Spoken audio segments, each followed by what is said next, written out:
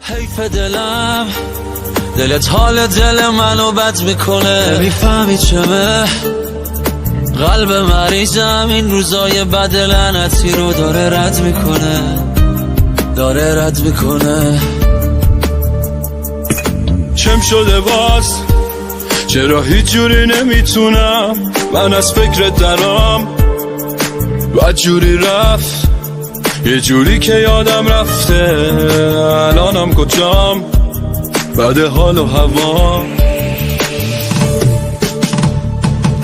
خوش باش عزیزم ولی من اینجا دلتنگم، تنها نشستم دارم با دردم میجنگم. عیبی نداره روزای خوب منم میرسه، هر کی میرسه میگه این آدم چقدر دپرسه. خوش باش عزیزم ولی من اینجا دلتنگم، تنها نشستم دارم با دردم میجنگم.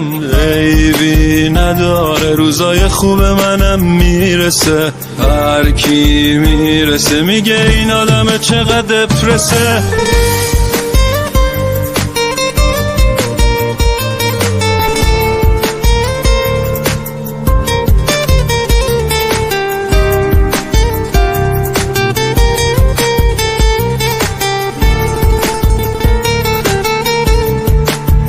چرا اینجوری شده دنیا، شبا تا صبح خواب تو چشام نمیاد، خواب بی تو واسه من کابوسه.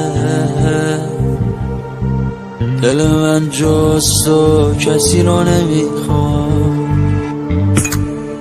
مثل بلگرد خیابونا را میرم تو این خیابونا، ولی مقصدم مشخص نیست، خاطر از تک تک میدونا.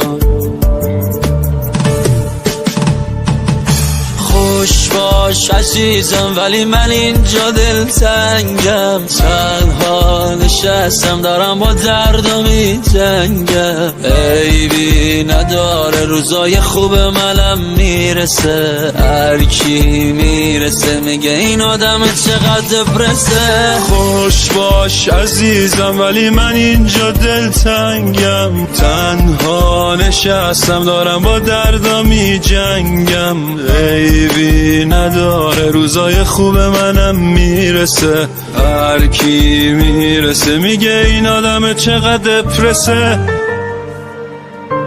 تنظیم مهدی معظم.